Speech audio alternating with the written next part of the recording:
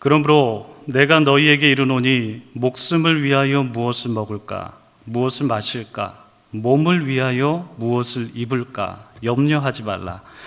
목숨이 음식보다 중하지 아니하며 몸이 의복보다 중하지 아니하냐. 공중의 새를 보라.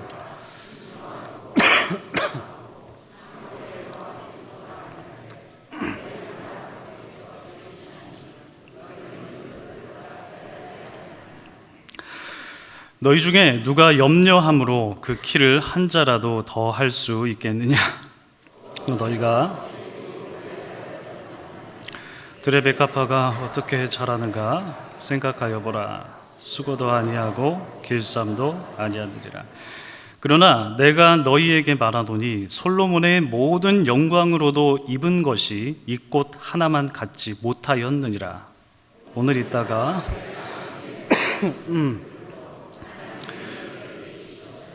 하물며 너희일까 보냐. 믿음이 작은 자들아. 그러므로 염려하여 이르기를 무엇을 먹을까, 무엇을 마실까, 무엇을 입을까 하지 말라. 이는 다 이방인들이 구하는 것이라. 너희 하늘 아버지께서 이 모든 것이 너희에게 있어야 할 줄 아시느니라. 함께 읽겠습니다. 그런즉 너희는 먼저 그의 나라와 그의 의를 구하라. 그리하면 이 모든 것을 너희에게 더하시리라. 아멘. 할렐루야 한 번 더 할까요? 할렐루야. 오늘 컨디션이 좀 괜찮으신 것 같으세요? 어떻게? 아멘 소리가 굉장히 크네요. 네, 참 좋으신 우리 주님의 크신 은총이 우리 토론토 한의장로교회 모든 분들 가운데 함께 하시기를 주님의 이름으로 축복합니다. 오늘은 염려하지 말라라는 제목으로 하나님의 말씀을 선포하려고 합니다. 여러분 저를 한번 따라해 주시겠습니까? 염려하지 말라. 한 번 더요. 염려하지 말라.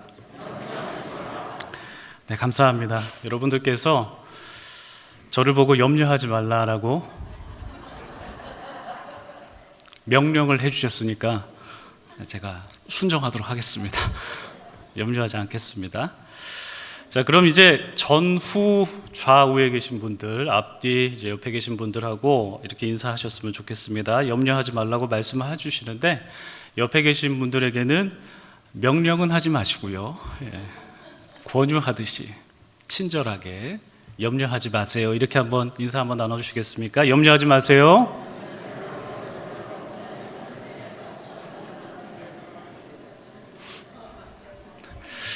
예배 분위기로만 보면 전혀 염려를 안 하시는 것 같으세요. 어떻게? 감사합니다. 여러분들께서 이렇게 서로에게 염려하지 말라라고 말씀을 해주셨으니까 여러분들도 저처럼 염려하지 마시기를 바랍니다. 우리가 염려하지 말자라고 이렇게 서로에게 권면을 해 주었는데요. 그런데 염려하지 않은 것이 말처럼 쉬우면 얼마나 좋겠습니까? 잘 안 되죠. 물론 여러분들 중에는 정말로 너무 낙천적이셔서 염려가 없으신 분들도 계실지도 모르겠습니다. 그런데 그래도 우리의 인생을 한번 이렇게 돌이켜 보시면요, 때때로 염려와 걱정이 있으셨던 그런 때가 있으셨죠? 그리고 어쩌면 지금도 염려가 현재 진행형인 분들도 여기 중에 계신 분들이 있으시지 않을까, 그런 생각을 한번 가져봅니다. 여러분, 우리의 마음속에 염려가 가끔씩 찾아와요. 그럴 때 염려 어떻게 해야 될까요? 우리가 이 염려를 내쫓아야 되는데 사실 우리가 이 염려를 귀한 손님 맞이하듯이 염려를 가슴속에 이렇게 싹 품으면서 주야로 묵상할 때가 굉장히 많죠. 오늘 되게 기분이 좋으신가 봐요. 네. 염려를 잘 못 쫓아냅니다, 우리가. 여러분, 혹시 여러분 마음속에 염려가 있으시다면 그 염려가 어떤 염려이십니까? 건강 문제로 염려하십니까? 아니면 자녀 문제로 염려하십니까? 아니면 재정 문제로, 혹시 렌트 살고 계신 분들이 계시다면 재정 문제로 좀 어려우신 분이 계십니까? 아니면 젊은 분들 같은 경우에는 지금 이 자리는 많이 안 계시지만 신분의 문제로 좀 고민하신 분들이 많이 계세요. 청년들도 그렇고요. 스테이터스 문제, 영주권 문제, 이런 문제로 고민하시는 분들이 많이 계세요. 혹시 여러분들 기도하시다가 우리 젊은 분들 위해서 기도하실 때 신분 문제 때문에 고민하시는 분들, 기도하시는 분들을 위해서도 함께 기도해 주시면 참 좋을 것 같습니다. 우리 청년들도 좀 그런 부분에 있어서 고민을 좀 하거든요. 그래서 그 부분도 좀 같이 기도를 해 주시면 좋을 것 같아요. 이렇게 건강의 문제, 자녀의 문제, 또 뭐였죠? 재정의 문제, 그리고 신분의 문제, 이런 여러 문제가 있는데 여러분들은 어떤 문제로 염려를 하십니까? 이 다 종합 선물 세트로 염려하고 계신 분들은 안 계시죠? 우리가 여러 가지로 염려하고 있는데 서로에게 염려하지 말라라고 그렇게 말씀을 나눠주셨잖아요. 우리가 그렇게 서로에게 권면을 해주었는데요. 그렇다면 우리 예수님께서는 여러분들께 어떤 말씀하실까요? 여러분들께서 염려하고 계신 분이 계시다면 우리의 언어가 아닌 예수님의 말씀, 예수님은 여러분들에게 어떤 말씀을 해주시는가, 그 말씀 우리 한번 나눠보도록 하겠습니다. 25절 말씀 한번 읽어볼까요? 시작. 그러므로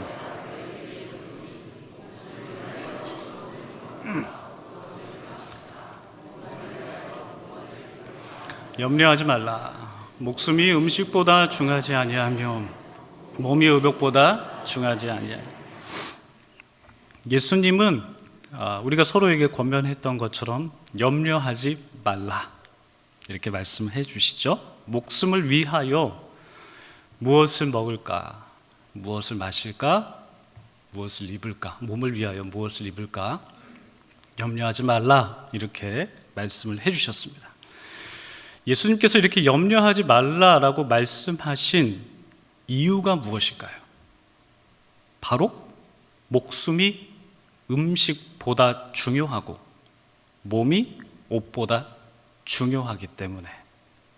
무엇이 더 중요한가를 예수님께서 생각하게 해주시죠. 여러분, 우리의 염려, 여러분들께서 지금 하고 계신 염려를 한번 생각을 해보시면요, 특별한 경우를 제외하고는 우리가 목숨을 위해서 염려하지는 않습니다. 물론 정말 안타깝지만 우리 교우분들 중에서는 이렇게 좀 심각한 질병에 걸리신 분이 좀 계셔가지고 좀 목숨을 위해서 기도하신 분도 계시고, 그리고 또 가족분들 중에서도 편찮으신 분들이 좀 있으셔서 그 가족을 위해서 중보하고 계신 분들도 계세요. 그런 분들 계시지만, 그런데 우리의 일상적인 삶 속에서 한번 생각을 해보자라는 거죠.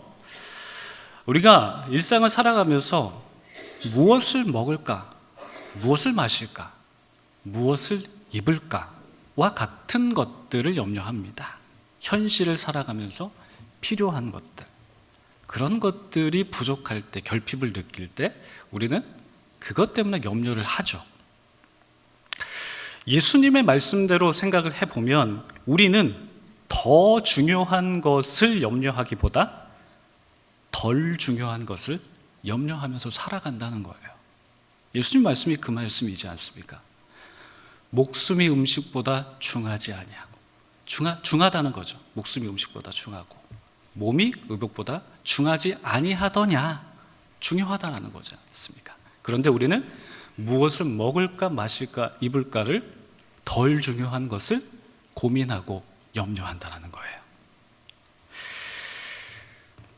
혹시 여러분들 중에서는 이런 분들 계실지 모르겠습니다. 나는 정말로 목숨을 연장하기 위한 한 끼 식사가 없어서 염려하고 있습니다 라고 계신 분들이 계시다면 여러분, 저에게 찾아오세요. 저에게 찾아오시면요, 그런 분들에 한해서는 제가 사비를 털어서, 여러분 여기 레슬리 나가다 보면 좋은 레스토랑 있죠? 네, K로 시작하는 거예요. 제가 그쪽으로 모시고 갈게요. 나는 목숨이 위태로워서 한 끼 식사가 없어서 목숨이 위태롭다 하시는 분들, 그런 분들한테는 저한테 오세요. 여기 계신 분들은 안 계신 것 같으네요. 별로 관심이 없으신 것 같아요. 여러분, 보통 우리는 목숨을 연명하기 위해서 먹을 것을 염려하지는 않죠. 정말 예수님 말씀대로 우리는 무엇을 먹을까? 이걸 염려합니다. 짜장면을 먹을까? 제 말을 그렇게 가로치시면 어떡합니까? 짬뽕을 먹을까?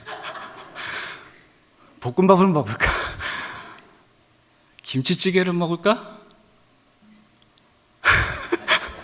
된장찌개를 먹을까? 콜라를 마실까? 사이다. 우리 신 목사님 고개를 숙이고 계시네. 일부를 봤는데. 사실 이런 부분에 대해서 우리가 염려까지는 아니더라도 고민은 하죠. 근데 사실 메뉴를 선택하는 고민은 단순한 예를 든 것이고, 사실상 우리의 염려는 내가 처한 상황 속에서 무엇을 어떻게 해야 되냐라는 이런 방법적인 고민이 있고, 그리고 내가 기대하고 바라는 게 있는데 그것이 충족되지 않을 때에 어떻게 하지? 라는 상황적인 염려가 있습니다. 그리고 앞으로 벌어질 일들에 대한 막연한 두려움과 같은 염려들이 우리의 마음속에 자리하고 있다는 거예요. 우리가 염려하는 문제들이 예수님께서는 덜 중요한 것이다라고 이렇게 말씀을 해주셨지만, 사실 우리의 삶에서 너무 중요한 거 아닙니까? 신분의 문제 중요하잖아요. 영주권 없이 이 땅에서 어떻게 오래 살아가요? 그리고 재정적인 문제 중요하고, 돈 없이 어떻게 살아갑니까? 그리고 자녀 문제, 건강 문제 마찬가지죠. 그러나 예수님께서는 그러한 문제들로 염려하는 우리들에게 이렇게 말씀하신다는 거예요.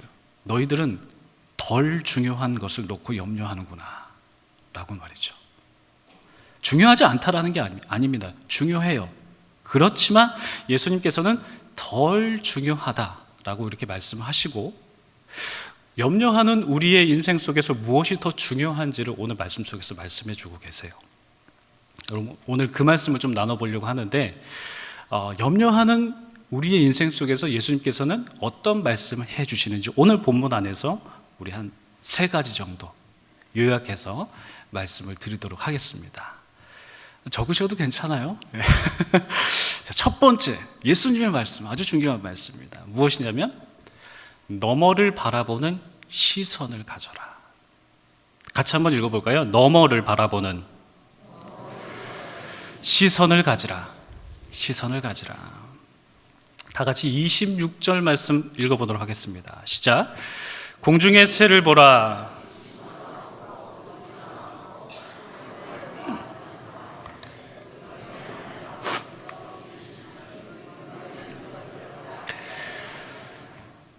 예수님께서는 염려하는 인생들에게 공중의 새를 보라 이렇게 말씀하세요. 보라고.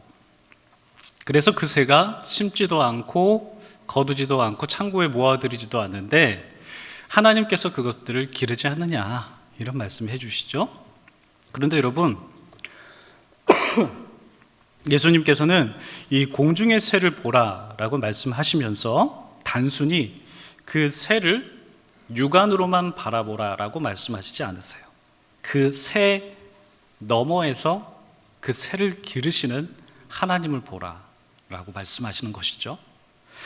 여러분, 제가 월요일인가요? 새벽기도 때도 말씀을 드렸는데, 제가 요즘 읽고 있는 책이 있어요. 무슨 책이냐면 그 헤르만 헤세, 여러분 다들 알고 계시죠? 들어보시긴 하셨죠? 이 헤르만 헤세의 삶을 견디는 기쁨이라는 책이 있어요. 헤르만 헤세는 데미안이라는 아주 유명한 걸작을 남긴 독일의 작가인데요. 그가 이 삶을 견디는 기쁨이라는 책을 쓴 이유가 있습니다. 무엇이냐면, 힘든 시절을 보내고 있는 사람을 위로하기 위해서 헤세가 이 책을 썼다라고 그렇게 말해요. 헤세는 고난 중에 있는 사람에게 이런 권면을 합니다. 제가 책의 일부를 좀 발췌를 해봤습니다. 사랑하는 친구들이여, 딱 한 번만이라도 시도해보라. 한 그루의 나무와 한 뼘의 하늘은 어디에서든 찾아볼 수 있다. 굳이 파란 하늘일 필요도 없다. 햇살은 어느 하늘 아래서도 느낄 수 있는 것이다. 아침마다 하늘을 쳐다보는 습관을 가지면 어느 날 문득 우리 주변을 에워싸고 있는 공기를 느끼고 잠에서 깨어나 일터로 향하는 도중에도 신선한 아침의 숨결을 맛볼 수 있을 것이다. 매일매일이 새롭게 느껴지고 심지어 집집마다 지붕 모양이 저마다의 개성을 가지고 있다는 것도 눈에 들어올 것이다. 여러분들께서 이 헤세의 글을 보시다시피 헤세는 힘든 시절을 보내고 있는 친구에게, 그 벗에게 이렇게 권면하죠. 거리에 있는 나무를 보라고, 파란 하늘을 보라고, 굳이 파란 하늘일 필요도 없다고, 그리고 햇살을 느끼라고, 우리 주변을 에워싸고 있는 공기를 느껴라고 그렇게 말해요. 한마디로 자연이 주는 소소한 기쁨을 느껴라, 그런 말을 하죠. 어떻게 보면 이 헤세의 말이 예수님의 말씀과도 굉장히 비슷하구나 이런 생각이 들어요. 예수님께서도 공중의 새를 보라고 말씀하셨기 때문에 그렇죠? 그런데 여러분, 헤세의 말과 예수님의 말씀에는 중대한 차이가 있습니다. 무엇일까요? 헤세는 자연을 육안으로 보고 느끼라고 말하지만 예수님께서는 그 자연을 보면서 자연 너머에서 자연을 다스리시는 하나님을 보라까지 말씀하신다는 겁니다. 여러분, 햇세가 말한 것처럼 세상 사람들도 염려하는 사람들에게 가가지고 자연을 보세요, 느끼세요, 이런 말 해요. 그리고 그 자연 속에서 만물이 살아 숨쉬는 것을 느끼고 소소한 기쁨을 가지세요, 이런 권면까지는 해요. 그러나 예수님께서는 그 보이는 것 너머에 있는 보이지 않는 존재까지 바라봐야 된다까지 말씀하신다라는 거죠. 바로 그것이 너머를 바라보는 시선을 가져야 된다, 염려하는 인생들에게 그렇게 말씀을 해 주신 것입니다. 이것이 바로 첫 번째 메시지이죠. 그런데 이 첫 번째 메시지를 끝내고 이제 두 번째 메시지를 넘어가야 되는데, 근데 그 전에 너무 귀한 예수님의 말씀이 있어서 그 말씀 잠깐 좀 추가적으로 나누고 두 번째 메시지로 좀 넘어가려고 해요. 무엇이냐면, 여러분, 예수님의 메시지를 이렇게 보시면요, 메시지를 보시면 우리가 바로 공중의 새보다 더 귀한 존재다라는 것을 말씀해 주고 계세요. 여러분, 우리가 예수님의 말씀을 다시 한번 생각해 볼까요? 예수님께서 보셨을 때 이 세상을 살아가는 인생들은 덜 중요한 것을 염려한다라고 그렇게 보셨어요. 목숨을 위해서 무엇을 먹어야 하는지, 무엇을 마셔야 되는지, 무엇을 입어야 되는지, 몸을 위해서 그런 것들을, 부차적인 것들을 염려한다라고 말씀을 하시죠. 먹을 것, 마실 것, 입을 것은 목숨과 몸을 위한 부차적인 것인데 우리 인생들은 그 부차적인 것들을 놓고 염려한다라고 말씀하십니다. 그런데 하나님께서는 어떠시냐라는 거죠. 여러분, 예수님의 말씀을 다시 한번 생각해 보십시오. 26절입니다. 같이 한번 읽어볼까요? 시작. 공중의 새를 보라.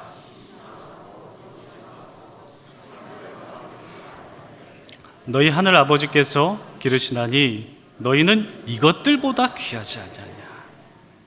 그러니까 하나님께서는 우리보다 덜 중요한 공중의 새들도 입히시고 먹이시는데 하물며 그것들보다 더 중요한 우리를 기르신다 라는 것이 예수님의 말씀이에요. 우리는 덜 중요한 것에 마음을 쓰고 염려하는데 하나님께서는 덜 중요한 것도 기르시지만 더 중요한 우리를 돌보신다, 이런 말씀을 해주신다는 겁니다.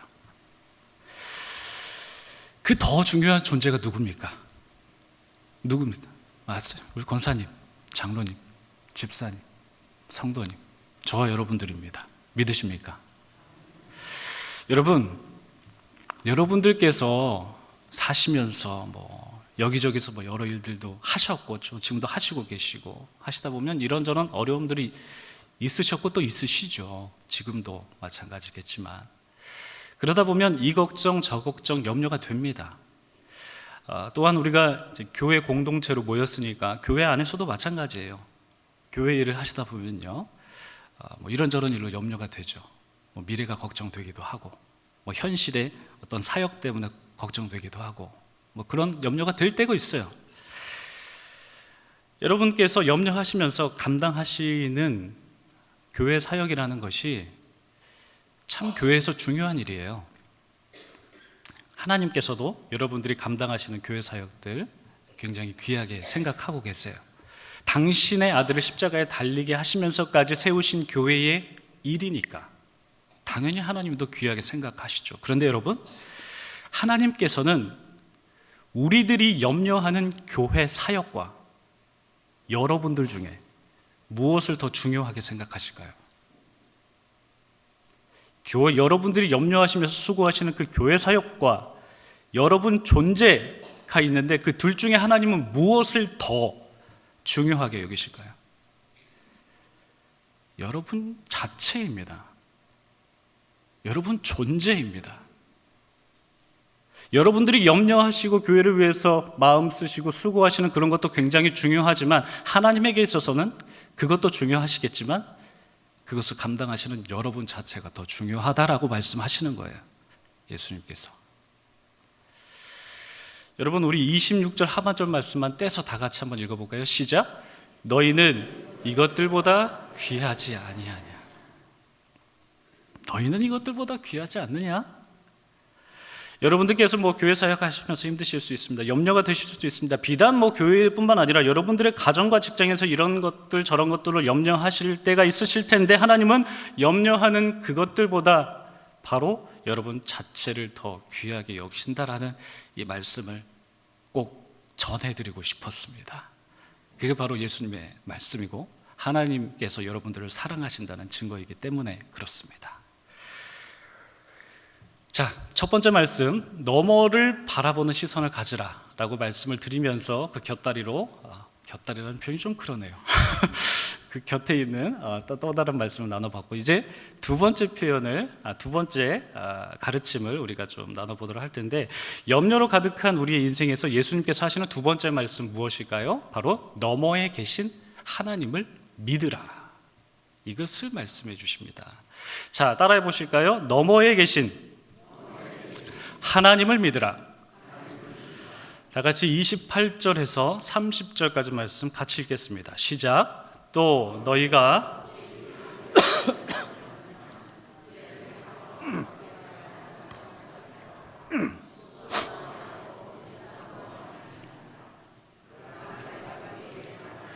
솔로몬의 모든 영광으로도 입은 것이 이 꽃 하나만 갖지 못하였느니라.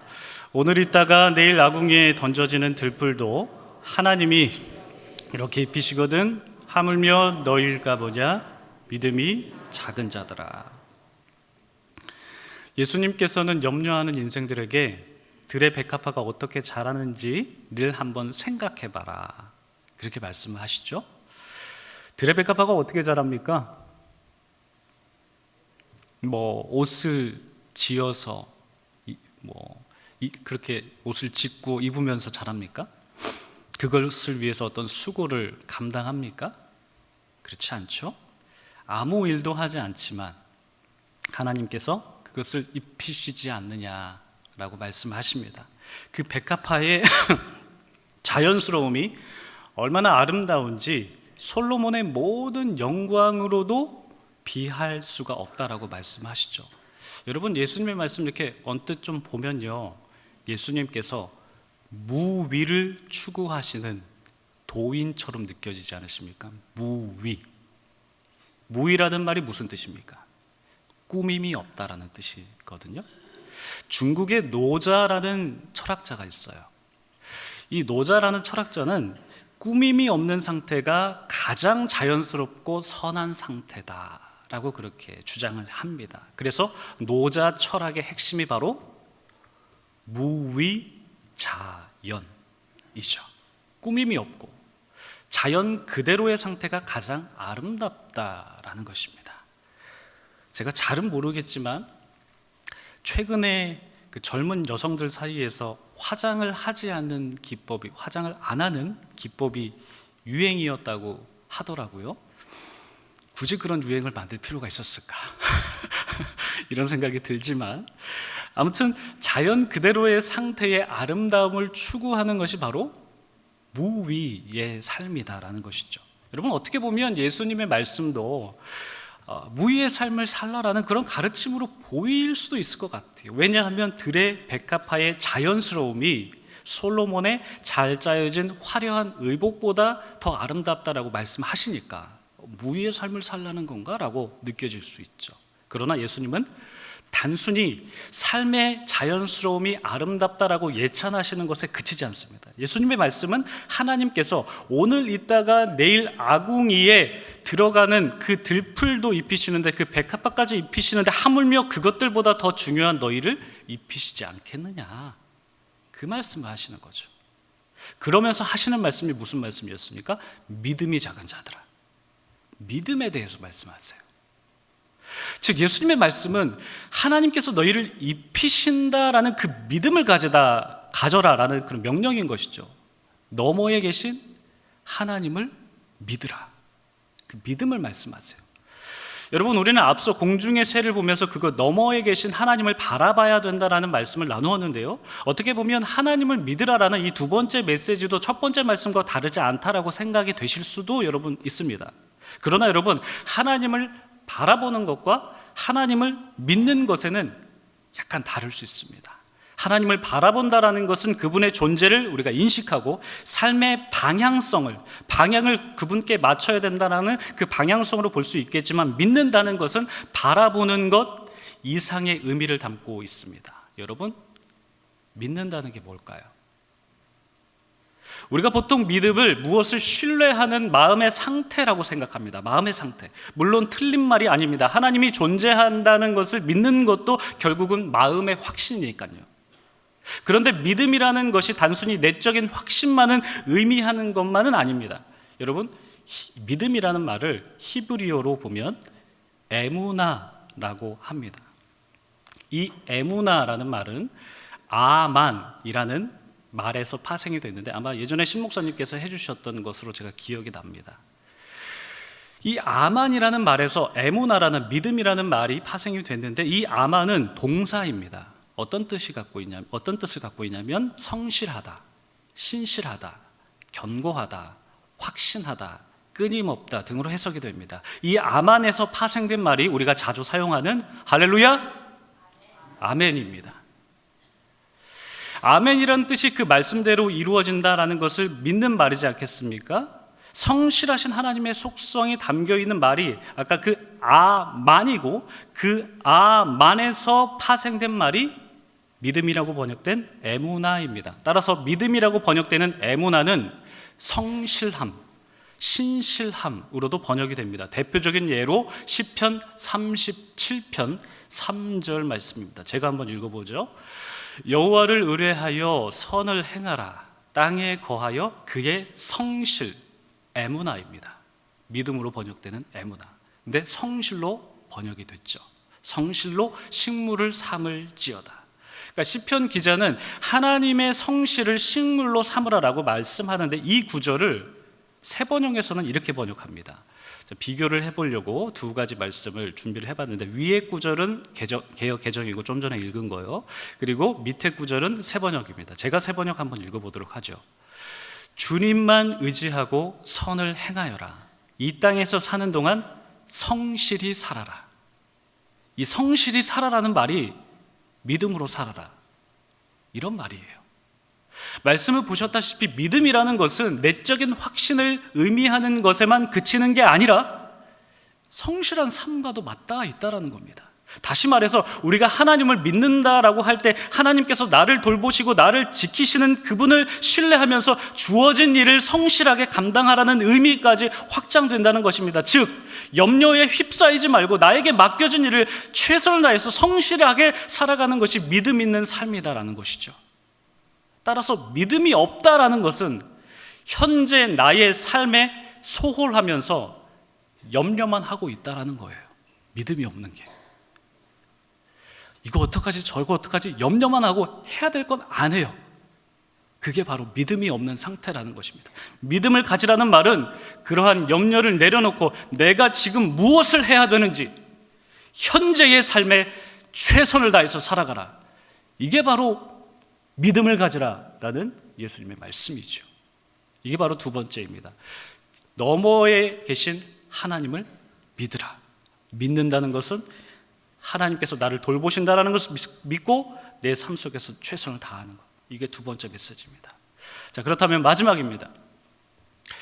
예수님께서 두려워하는 인생들에게 하신 세 번째 권면은 바로 그의 나라와 그의 의를 구하라입니다. 함께 따라해 보시겠습니다. 그의 나라와 그의 의를 구하라. 31절부터 33절까지 함께 보시겠습니다. 시작. 그러므로 염려하여 이르기를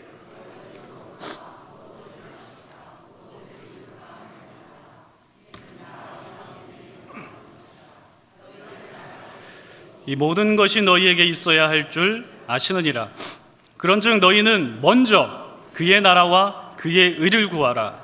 그리하면 이 모든 것을 너희에게 더하시리라. 아멘.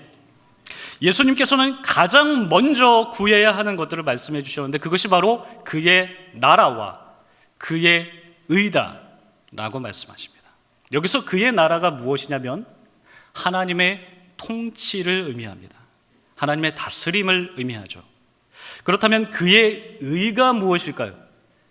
그의 의는 예수님께서 가르치신 하나님의 진정한 뜻입니다. 그것을 구하라고 말씀을 하시는 거죠. 그런데 여러분 생각해 보십시오. 예수님께서 가르치신 하나님의 뜻, 그게 뭘까요? 하나님의 다스림을 받으라는 거거든요. 그래서 그의 나라와 그의 의를 구하라고 했을 때 이 나라와 의는 따로 떼어지는 개념이 아니라 그의 나라와 그의 의가 같은 개념이라고 보시면 됩니다. 학자들은 이렇게 말하더라고요. 그의 의라는 개념이 바로 그의 나라를 덧붙여서 설명해주는 개념이다라고 그렇게 해설을 합니다. 즉 예수님께서 가장 먼저 구하라고 하시는 것은 우리가 이 땅 가운데 살면서 그의 나라와 그의 의를 구하는 건데 그것은 곧 하나님의 다스림을 구하라 라는 말로 요약이 된다라는 것이죠. 여러분 신앙생활이 뭘까요? 신앙생활은 저는 우선순위의 싸움이라고 생각이 듭니다. 영국의 신학자 중에 한 명인 톰 라이트라는 굉장히 저명한 최근에 각광받고 있는 신학자가 있습니다. 이 톰 라이트라는 학자도 이 본문을 주석하면서 이 본문은 우선순위의 문제를 다루고 있는 본문이다 그렇게 말을 하거든요. 여러분 우리의 인생에 여러 선택의 갈래가 있어요. 그 중에서 무엇이 가장 최우선이 돼야 되는지를 이 본문이 말하고 있다는 겁니다. 여러분 우리가 살아가면서 여러 가지 선택의 길목에 서는데요, 그 수많은 옵션 중에서 나는 어떤 우선순위의 기준을 두면서 선택지를 고르느냐가 우리 삶이라고 말할 수 있어요. 여러분 삶에서 여러분은 어떤 우선순위의 기준을 두면서 살아가고 계십니까? 예수님께서는 너희가 더 중요한 것들을 위해서 덜 중요한 것을 염려하고 있구나 이렇게 말씀하셨는데 혹시 여러분의 삶의 우선순위는 더 중요한 게 아니라 덜 중요한 것을 삶의 우선순위의 기준으로 두고 계신 것은 아닙니까? 여러분들이 염려하는 것들이 덜 중요하다고 해서 아까도 말씀드렸지만 그것이 중요하지 않다는 것은 아닙니다. 그것도 중요하지만 그것보다 더 중요한 것이 있다는 것이 예수님의 말씀이죠. 예수님께서 가장 먼저 구하라고 하신 하나님의 통치를 구하는 것, 그것이 바로 우리 삶의 우선순위의 기준이 돼야 된다는 거예요. 그런데 여러분 굉장히 막연하지 않습니까? 하나님의 통치를 구한다는 것이 알겠어요. 그럼 기도할 때 하나님의 통치를 구합니다. 이렇게 기도하면 되겠죠. 그럼 굉장히 뭔가 막연한 느낌이 들어요. 우리 삶의 영역 속에서. 그래서 하나님의 통치를 구한다는 것이 우리의 삶 속에서 어떤 모습으로 나타나야 되는가 이게 고민이 되더라고요. 그래서 어제 이 본문을 보면서 무엇이 하나님의 통치를 구하는 건가? 그래서 뭐 주석도 찾아보고 했어요. 학자들은 이렇게 쭉 설명하는데 너무나 좋지만 그게 우리의 현실과는 약간의 조금 거리감이 있다라는 생각이 들더라고요. 우리 현실 속에서 하나님의 통치를 구한다는 게 어떤 모습으로 나타나는 걸까? 모르겠더라고요. 모르면 어떡할까요? 모르면 어떡하죠? 하나님께 여쭤봐야죠. 여쭤봤어요. 하나님, 지금 예수님께서 말씀하시는 것의 핵심이 바로 하나님의 통치를 구하라는 건데 그게 우리의 삶 속에서 어떻게 나타나는 건가요? 계속 질문하면서 묵상을 했습니다. 그러니까 하나님께서 이런 응답을 주시는 것 같아요. 네가 지금 하고 있는 것이 하나님의 통치를 구하는 것이다. 직접 말씀을 드리는 게 아니고요. 그리고 제가 약간 좀 각색을 했어요. 무슨 말일까요? 우리가 하나님의 다스림을 구한다, 하나님의 통치를 구한다는 말은 하나님의 뜻대로 살겠다는 거거든요. 그렇다면 하나님의 뜻대로 살기 위해서는 내 삶 속에서 하나님의 뜻을 알아야 되잖아요. 근데 잘 몰라요. 그러면 어떻게 해야 될까요? 하나님께 여쭤봐야 돼요. 하나님의 뜻을 여쭙는다는 것이 그래서 하나님의 통치를 받는 삶의 모습이구나라는 것을 제가 기도 중에 깨닫게 되더라고요. 내 생각대로 내 뜻대로만 내 감정대로 살아가는 것은 하나님의 통치를 받는 것과는 약간 거리가 있는 거구나라는 것을 깨닫게 됩니다. 내 삶 속에서 나의 선택의 순간에 나는 어떤 선택을 할 것인가, 어떤 길을 걸어야 될 것인가 라는 것을 하나님께 여쭤보는 게 가장 우선시 된다는 것이죠. 그러면 하나님께서 다양한 방법으로 우리에게 응답을 해주세요. 깨닫게 해주신다거나, 말씀을 통해서, 기록된 말씀을 통해서 깨닫게 해주신다거나, 마음을 통해서 깨닫게 해주신다거나, 상황을 통해서 깨닫게 해주신다거나, 여러 가지 경로를 통해서 하나님께서 응답을 해주시더라는 겁니다. 그 경험이 여러분들에게도 있었으면 좋겠습니다. 많이 있으셨을 거예요. 계속해서 그 경험을 갖고 가야 된다는 거죠. 물론 우리가 신앙생활을 하면서 그리스도의 장성한 분량에 충만한 데까지 이르는 것을 목적으로 하기 때문에 우리의 신앙이 깊어질수록 주님을 믿는 그 믿음 안에서 우리가 선택할 수 있어요. 하나님께 어떻게 사사건건 다 여쭤봅니까? 그렇지 않더라도 우리가 믿음 안에서 선택할 수 있어요. 그렇지만 그렇다고 하더라도 우리가 반드시 하나님께 여쭙는 자세를 놓쳐서는 안 됩니다. 다윗이 그랬거든요. 여러분, 다윗이 어떤 사람이었습니까? 그가 비록 중대한 실수는 했어도 다윗이 영적으로 훌륭한 사람이었고 한 나라의 왕이었고 수많은 전쟁 경험을 한 사람이었습니다. 그런 그가 항상 습관처럼 해왔던 것이 무엇인 줄 아십니까? 여쭤보는 거예요. 하나님 어떻게 할까요? 자기의 뜻대로 생각하지 않고 하나님의 뜻을 먼저 묻고 먼저 물어봐야 됩니다. 먼저 묻고 결정하는 것이 그의 삶이었다라는 겁니다. 하나님의 통치를 받은 전형적인 모델인 것이죠. 여러분, 설교를 마치겠습니다. 좀 시간이 좀 길어졌네요. 오늘은 앞에 순서도 있고. 여러분, 오늘 예수님께서도 염려하는 인생들에게 바로 하나님의 통치를 먼저 구하라. 먼저 물어보라는 거예요. 먼저 구하라고 말씀하십니다.